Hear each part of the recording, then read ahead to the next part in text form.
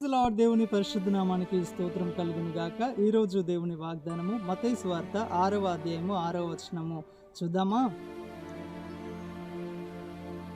రహస్యమందు చూచు నీ తండ్రి నీకు ప్రతిఫలం ఇచ్చును. ఆమెను. హల్లెలూయా. సహోదరి సహోదరుడా, నీ కలుగుతున్న ఇబ్బందుల్లో, ఇరుకుల్లో, శ్రమల్లో, ఎదురవుతున్న సవాళ్ళల్లో, మనుషులంటున్న మాటలకు కృంగిపోతా, నలిగిపోతా, వేసారిపోతా, ఏం చేయాలో అర్థం కాక ప్రతి విషయంలో నువ్వు దేవునికి మొరపెడతా, దేవుని వైపు చూస్తా, ఆయన ఎదుట కన్నీళ్లు విడుస్తున్నావు కదా. అయితే నీ ప్రార్థన వింటున్న దేవుడు, నీ పరిస్థితులను చూస్తున్న దేవుడు, నీ మనస్సును అర్థం చేసుకుంటున్న దేవుడు, నీ కన్నీటిని చూస్తున్న దేవుడు ఈరోజు మాట్లాడుతున్నాడు. ఏంటంటే, నా కుమారుడా, నా కుమార్తె, నువ్వు పడిన ప్రయాసము నాకు తెలుసు. నువ్వు ఇతరులకు మేలు చేసి, ఇతరులకు ఫేవరబుల్గా ఉండి, నా సన్నిధానం మందు నువ్వు చేసిన సేవను, మనుషులకు చేసిన మేలును వాళ్ళు గుర్తించకపోవచ్చు, వాళ్ళు దాన్ని పట్టించుకోకపోవచ్చు, కానీ నేను చూస్తున్న దేవుడను, నేను నీకు ప్రతిఫలం ఇస్తాను.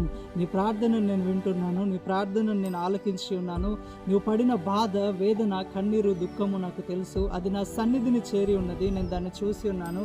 కాబట్టి నేను నీకు ప్రతిఫలం ఇవ్వబోతున్నానని ప్రభు అంటున్నాడు.